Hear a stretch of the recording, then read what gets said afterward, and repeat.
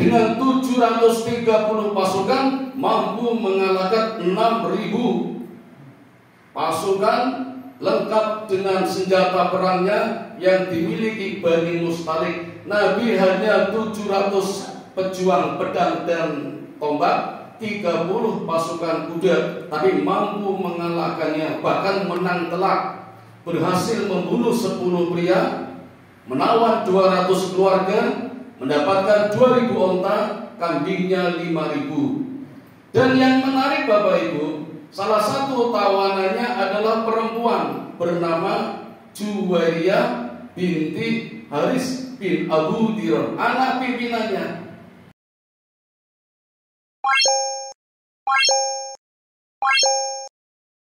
Assalamualaikum warahmatullahi wabarakatuh. Alhamdulillahilladzi ahyana ba'dama amatana wa ilaihin nusur. Asyhadu an la ilaha illallah wahdahu la syarika lah wa asyhadu anna Muhammadan abduhu wa rasuluhu la nabiyya ba'dah. Bapak Ibu, saudara-saudara jamaah Masjid Mubarak yang diberkati Allah, pagi ini saya akan menyampaikan materi agak ngeri, sedap ngeri. Mumpung masih awal Ramadan, kalau disampaikan di akhir Ramadan, khawatirnya puasanya itu batal. Ada yang anaknya belum dapat makan siang gratis, ada yang orang tuanya kena PHK, golek gas angel, pertama dioplos, regodo munggah kabeh. Jadi mumpung masih awal, mudah-mudahan tidak emosional. Materinya tentang tahdir. Napa Bapak Ibu? Apa itu tahdir? Ada yang tahu? Yang tahu boleh pulang duluan. Nanti di belakang aja kesimpulannya. Sekarang saya buat ilustrasi dulu. Bapak Ibu, memang kita diperintahkan untuk ittiba ila Rasul, mengikuti cara Rasul. Namun juga harus berilmu. Ketika ilmu belum punya, harus taat. Namun juga tidak boleh taklid, apalagi buta, melu-melu tanpa alasan. Jenengan sholat subuh mergo melu-melu, apa ada alasannya? Sholat tarawih melu-melu atau ada alasannya?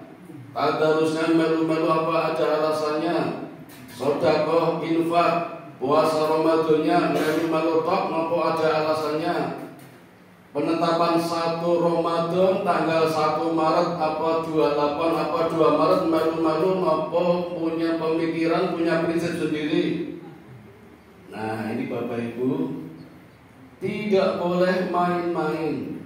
Jangan sampai aku melu pemerintah kok, aku melu Muhammadiyah kok, aku melu NU. Tidak boleh Bapak Ibu, harus punya prinsip.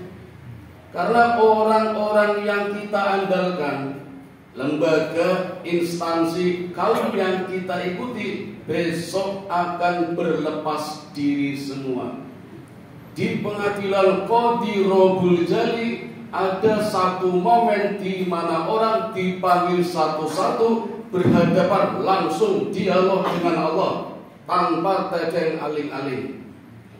Akan ditanya oleh Allah, ketika lisan berdusta, yang bicara matanya, yang bicara tangannya, kakinya, telinganya. Ketika melibatkan persoalan orang lain pun akan ditanya. Jadi kalau kemarin kita milih pimpinan, juga akan ditanya kenapa milih pimpinan itu. Nanti pimpinannya salah milih aku. Ya sekarang tak PHK rasa protes milih aku. Semua berlepas diri akan mempertanggungjawabkan sendiri-sendiri. Apalagi kasusnya, persoalannya melibat banyak orang. Maka dibutuhkan yang namanya tahdir. Terlalu keras nih. Maka dibutuhkan yang namanya tahdir. Contoh kasus, misalnya di kampung ini Bapak Ibu ada orang alim, ustadz, penceramah, hafal Quran, kena fitnah, dituduh selingkuh. Yang satu lagi gendol, orang genah, banyak tatonya, ahli hisab, minum minuman keras, kemudian selingkuh. Jenengan bela sing pundi? Yang terjadi di masyarakat biasanya sing brutal tadi rapopo wis biasa. Tapi orang alim tadi yang belum tentu berbuat, was entak tenang. Dirujak sama tetangga-tetangganya, tonggonya ora jak ngomong, difitnah, dikucilkan. Itu yang sering terjadi. Nah, ini dibutuhkan tahdir. Pun paham tahdir? Rada nyerapan nggih pun paham nggih. Contoh lagi, ini kasus yang baru saja terjadi sebulan yang lalu di salah satu masjid Yogyakarta. Gara-gara kasus ini pengajian libur 3 bulan. Kemarin 1 bulan, sekarang Ramadan tambah Syawal. Insya Allah bersawal mulai lagi. Niko nembeh insya Allah. Orang-orang lain yang baik-baik lanjutkan pengajiannya. Kalau tidak nanti setan tertawa, jin kesenangan. Apa kasusnya? Ada satu penceramah, pengajian rutin, sudah terjadwal pengajiannya, pengisiannya. Hebat sekali Bapak Ibu, dielu-elukan oleh jamaah. Di sela-sela pengajian senantiasa membawakan sholawat. Jamaahnya banyak, yang hadir banyak. Karena yang memuji banyak, ya belum tentu, artinya tidak dipuji pun Ustadz ini selalu hadir. Di pertemuan kedua lancar, pertemuan ketiga tampaknya ada masalah ini. Tapi tidak langsung di forum, lewat grup WA. Protes, disarankan bahkan berdoa di dalam grup itu, semoga di pengajian berikutnya tidak ada sholawatan lagi. Itu di grup Bapak Ibu. Maka di pengajian keempat, ketika Ustadz ini hadir memberikan ceramah, panitianya bilang, Pak Ustadz pun betul dosa sholawatan malam, potensi protes. Langsung berubah, ustadznya khawatir, cemas, was-was. Yang biasanya mengisi 1 jam, baru setengah jam berhenti kehabisan materi. Yang salah siapa Bapak Ibu? Karena ini memutuskan. Nanti dulu nih, ini namanya tahdir ini. Hati-hati. Siapa yang protes? Orang kedua, pimpinan kampung itu. Orangnya tidak pernah ikut pengajian. Ning melu grup iso-isone protes. Pun ajeng bela pundi. Ini kasus Bapak Ibu. Kasus. Seringkali yang di masyarakat, kalau sekarang pengajian belum jalan lagi, berarti secara tidak langsung membela orang kedua yang berkuasa di kampung ini, sehingga pengajiannya diliburkan. Padahal wong ora tau ngaji, iso-isone protes terus dibela. Ustadz, maaf Bapak Ibu, rumahnya jauh, Cangkringan, butuh waktu perjalanan lama menuju masjid. Mohon maaf tidak sebut saya namanya masjid apa. Di daerah Jogja Selatan, kan butuh waktu. Dan takmirnya minta maaf, cerita kepada saya masjid itu kemampuannya apa sih? Toh hanya ngamplopi 200.000. Dia cerita panitia ya. Perlu diceritain ini. Masjid teng Jogja itu sanes teng mriki. Kalau sini kan besar. Berapa juta, Pak? Kalau mboten nek tak buka soalnya dadi orang ngerti. Nek teng masjid mriku ceritane panitia 200.000 dengan rendah hati mohon diri, mohon maaf hanya bisa ngasih segini. Itu kan berarti ustadznya hebat toh.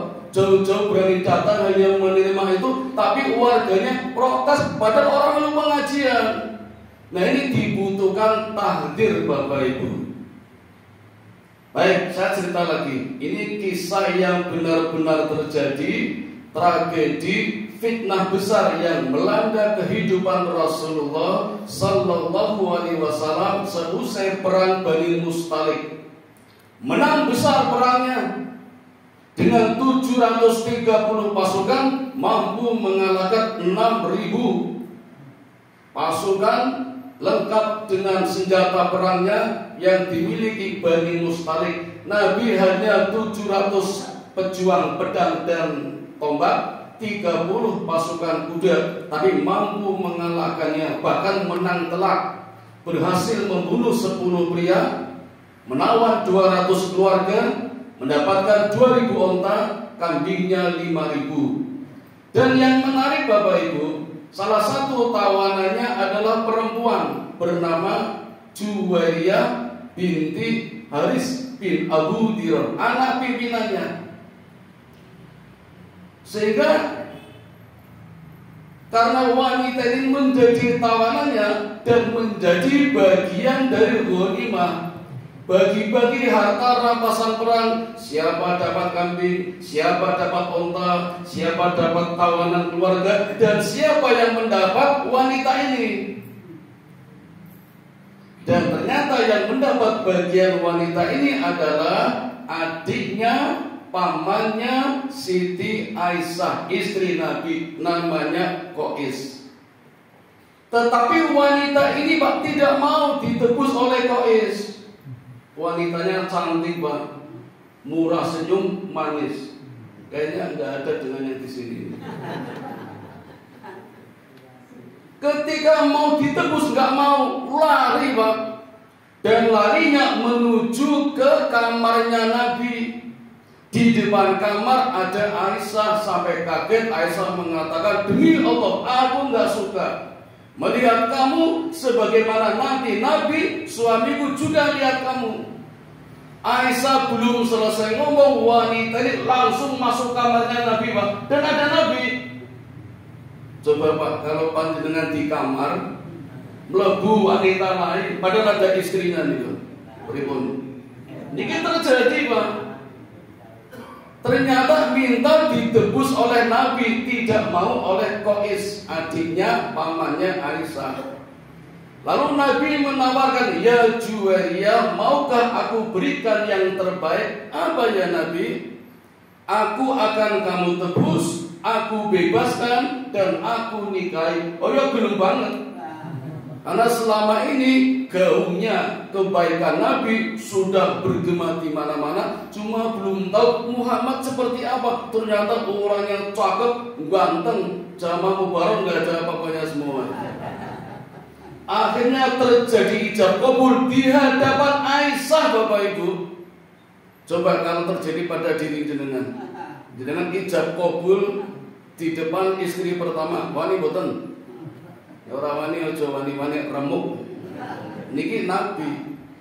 Dan hebatnya Bapak Ibu, dalam berbagai hadis yang diriwayatkan oleh Aisyah, Aisyah menceritakan tidak ada sedikit pun rasa cemburu dan marah. Padahal lagi ijab kabul dengan madunya. Mbok tuane biasa aja, tidak cemburu, tidak marah. Bahkan dalam hadis lain Aisyah banyak mengajarkan kepada Juwairiyah, begini cara melayani Nabi, ini loh kebaikan Nabi, kesukaan Nabi. Jadi ngajari madunya. Dua ini romantis sekali, istri muda dan istri tua rukun ini. Kan nggak ada orang seperti ini. Dan jenengan boten wani sampun ndak bubar. Ini Nabi masalahnya. Tapi Bapak Ibu, ketika dalam perjalanan pulang, Aisyah itu tertinggal oleh pasukannya. Terjadi masalah besar, fitnah besar ketika bagi-bagi barang ghanimah. Nabi membuat kebijakan segera pulang tanpa berhenti. 2 malam 2 siang perjalanan tidak berhenti, Pak. Paling berhenti ketika sholat dan makan. Kemudian lanjut perjalanan sampai melelahkan, tiba di satu badan baru istirahat. Pasukan diistirahatkan. Aisyah buang hajat, cari WC umum jauh. Ketika turun, semua sahabat melihat, oh Aisyah turun. Aisyah selesai buang hajat, balik lagi, oh Aisyah sudah kembali. Tetapi tidak lama kemudian Aisyah turun lagi, merasa kalungnya hilang. Nama kalungnya merjan difar. Merjan itu berlian, difar gemerlapan. Pemberian ibunya ketika menikah dengan Nabi Muhammad. Hilang, Pak, digolai teng WC, mau ketemu wis do petil. Dibawa kembali ke pasukan, sampai di pasukan ternyata sudah berangkat semua. Aisyah ketinggalan. Mengejar tidak bisa, akhirnya cuma duduk-duduk di atas batu di malam hari sendirian. Kadang sampai tertidur. Aisyah hanya berharap ada utusan Nabi yang menjemputnya atau pasukan kembali lagi. Ternyata tidak. Pada waktu pagi harinya ada seorang sahabat yang mulia yang memang diberi tugas oleh Nabi menyisir pasukan. Siapa tahu ada pedang ketinggalan, ada perisai ketinggalan, ada ghanimah yang ketinggalan. Tetapi yang dijumpainya seorang wanita yang tiduran di atas batu, yaitu Aisyah. Dua-duanya kaget, Pak. Aisyah juga kaget.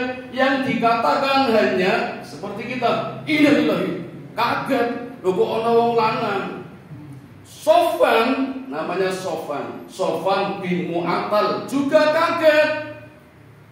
Tapi hafal kalau itu Aisyah, karena belum pakai hijab, pas dilepas hijabnya. Jadi tahu dan kaget.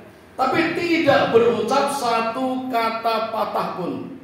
Sofwan hanya dengan kode memberikan ontanya kepada Aisyah untuk dinaiki. Kemudian kaki depannya onta diinjak biar jalan. Sofwan sudah mendahului jauh di depan. Seharian Bapak Ibu, dua orang ini tidak bercakap-cakap sepatah kata pun. Coba Bapak Ibu kalau ini terjadi pada diri kita, lanang wedok berdua lain jenis dalam satu mobil seharian, apa meneng-menengan? Saya ya nggak yakin kalau meneng-menengan. Kalau nggak kenal paling tanya-tanya, Umay Bundi minta nomor HP-nya boleh nggak? Sebegitu sucinya Aisyah, mampu menjaga diri. Begitu pula sahabat yang mulia Sofwan bin Mu'attal, tapi kena fitnah juga Bapak Ibu, kena fitnah. Sampai di perbatasan, tinggal 1 hari sampai di Madinah, perjalanan 3 hari. Siang hari Bapak Ibu, bayangannya orang berdua jauh, tapi dalam bayangan ketok nempel, ketok wong siji.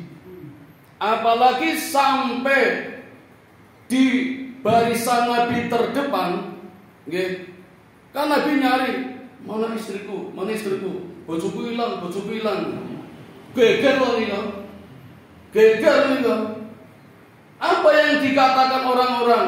Tidak mungkin seharian berdua tidak melakukan apa-apa. Ini orang munafik Bapak Ibu. Orang munafik pernyataannya selalu tidak jelas.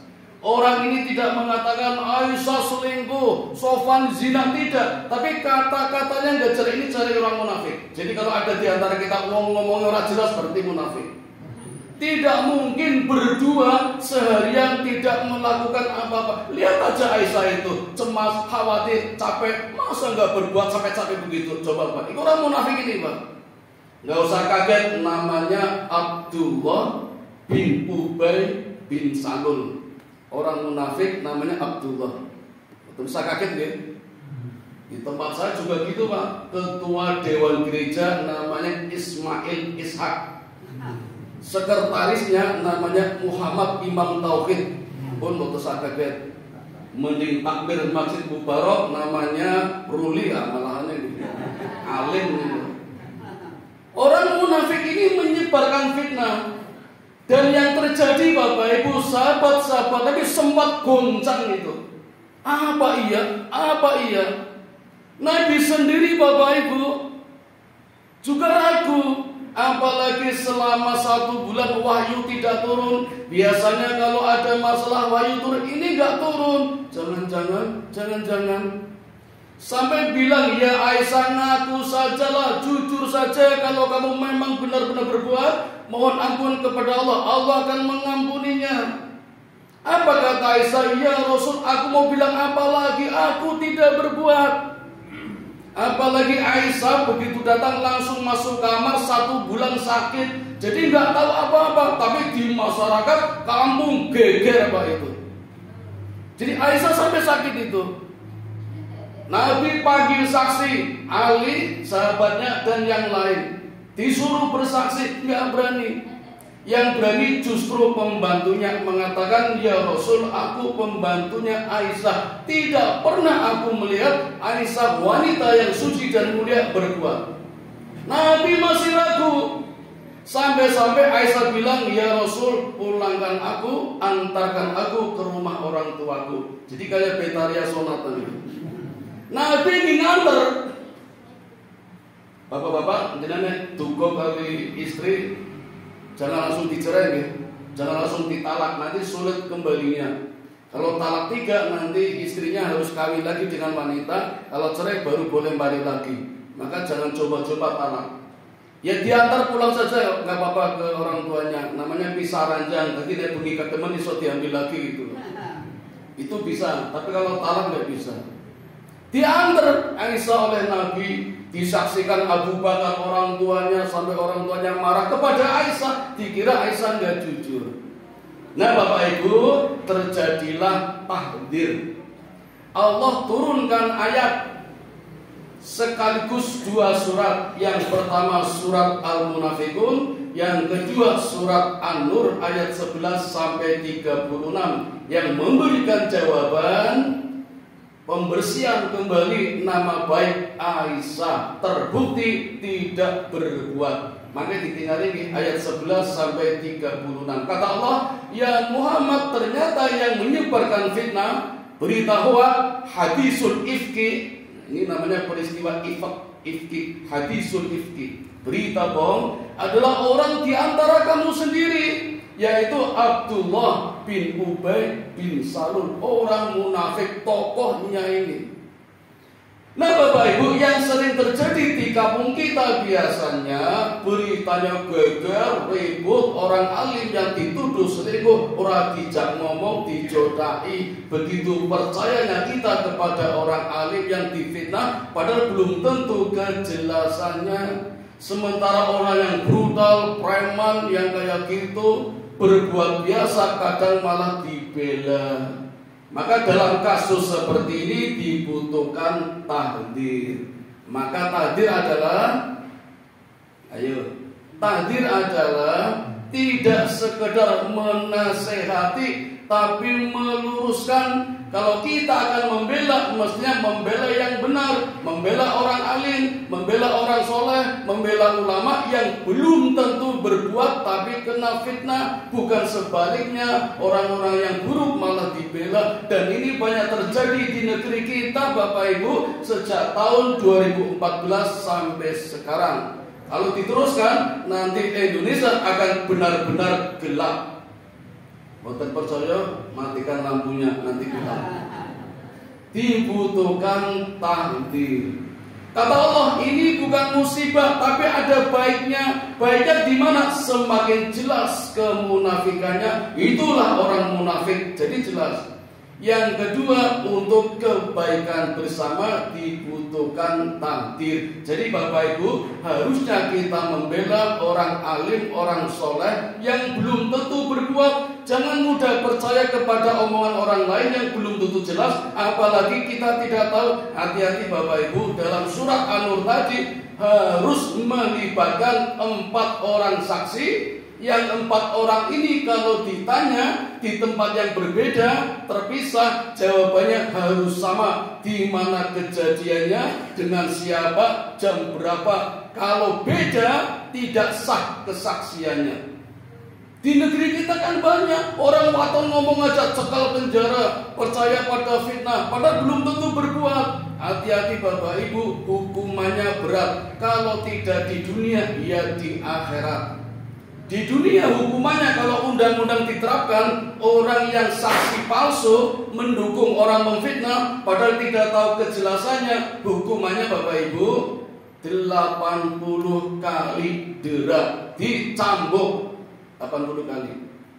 Jadi hati-hati kalau mau jadi saksi. Kalau tidak tahu persis, jangan mau jadi saksi. Hukumannya berat. Di negara kita mungkin tidak dipakai, tapi di negeri lain dipakai. Sejak Khalifah Umar bin Khattab pun menggunakannya. Orang yang seperti ini dihukum cambuk dengan tangkai pohon kurma sampai kesakitan, berdarah-darah kepalanya, masih diasingkan dan dilarang duduk dengan orang-orang muslim. Ini hukumannya. Jadi kalau memang tidak tahu persis persoalannya, mendingan nggak usah saksi. Saya nggak tahu, malah aman daripada bener ya, padahal nggak tahu. Naudzubillah min dzalik.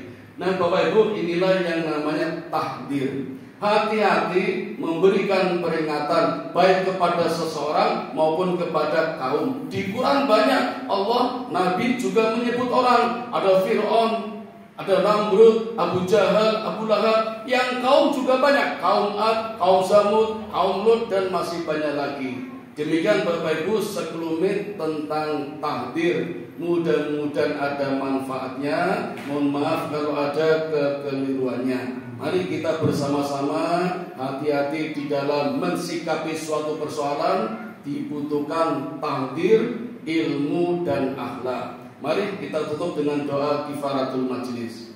Subhanakallahumma wa bihamdika asyhadu an la ilaha illa anta astaghfiruka wa atubu ilaik.